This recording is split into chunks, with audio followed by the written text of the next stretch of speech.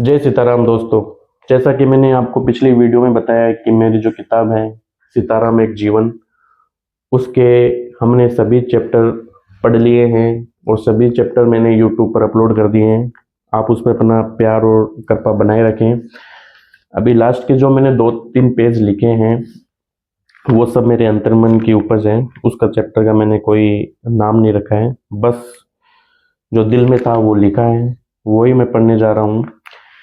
कि सीताराम एक जीवन मेरी बुक का नाम, पेज नंबर 71, जिसका मैंने एक शीर्षक भी रखा है जो मेरे प्रिय चाचा जी के लिए है। पूरा का पूरा मेरे चाचा जी की याद में लिखा हुआ।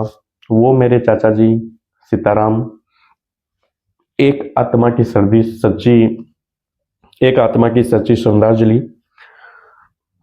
इसमें मैंने लिखा है कि लोग उन्हें सीताराम जी कहकर पुकारते थे, पर मेरे लिए वो कोई साधारण नाम नहीं थे। वो मेरे चाचा जी थे, एक जीवित तीर्थ, एक चलते फिरते उपनिषद। उनके होने मात्र से घर में जैसे कोई देववृक्ष खड़ा था, जिसकी छाया में हर मन विश्राम था और हर पीड़ा पिघल जाती थी। उनकी आंखों में ऐसी करुणा थी जो कहे बिना सब सुन ले। उनकी चुप्पी में ऐसी संगीत था जो आत्मा को शांत कर दे। जब भी वो राम नाम का उच्चारण करते थे तो लगता जैसे समय अयोध्या से आवाज गूंज उठी हो। सीताराम एक जीवन, पेज नंबर 72। उनके शब्द नहीं बोलते थे, उनकी आत्मा बोलती थी, राम में लीन होकर राम बनकर। वो सेवा करते तो जैसे कोई यज्ञ चलता हो। हर अंदान, हर स्नेहशील स्पर्श जैसे साक्षात धर्म की मूर्त रूप था। ऐसा अनुभव होता था मानो यह व्यक्ति नहीं, कोई ऋषि है, कोई तपस्वी है, कोई ऐसे पुण्यात्मा जिसे धरा पर भेजा गया हो दूसरों का दुख हरने के लिए। लेकिन मैं जानता था वो मेरे चाचा जी थे, पर सच कहूं तो वह स्वयं सीताराम ही थे। उन सीताराम का रूप जिनके नाम से संपूर्ण ब्रह्मांड थमता है, जिसका स्मरण स्वयं मृत्यु को ही मोहित कर देता है। और जब वो हमें छोड़कर मौन के लोक में चले गए तो शब्द भी मौन हो गए और आंसू भी थक गए। पर एक अनुभूति शेष रह गई कि वो कहीं गए नहीं। वो तो बस अब एक हर किरण में बस गए हैं, हर आरती में गूंजते हैं, हर मंदिर की घंटी में झंझकरत होते हैं।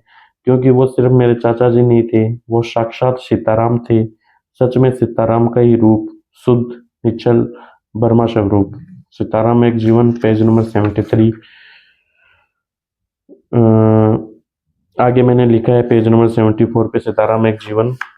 हम आपको कभी भुला नहीं पाएंगे। आपकी यादें इस पुस्तक के पन्नों में जीवित रहेगी, ताकि आने वाली पीढ़ियां भी जान सके कि एक इंसान था जो सिर्फ एक परिवार का हिस्सा नहीं बल्कि आत्मा का अभिन्न टुकड़ा था। अब मेरी कलम और नहीं लिख पा रही, भीगी पलकों के बीच शब्द बहने लगे हैं।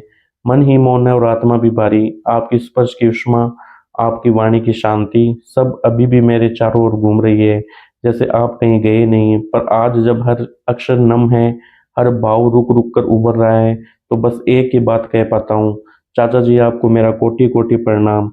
राम स्वरूप बनकर जो जीवन जिया वो हम सबके लिए एक जीवित ग्रंथ बन गया। सीताराम एक जीवन, पेज नंबर 74। जय सीताराम।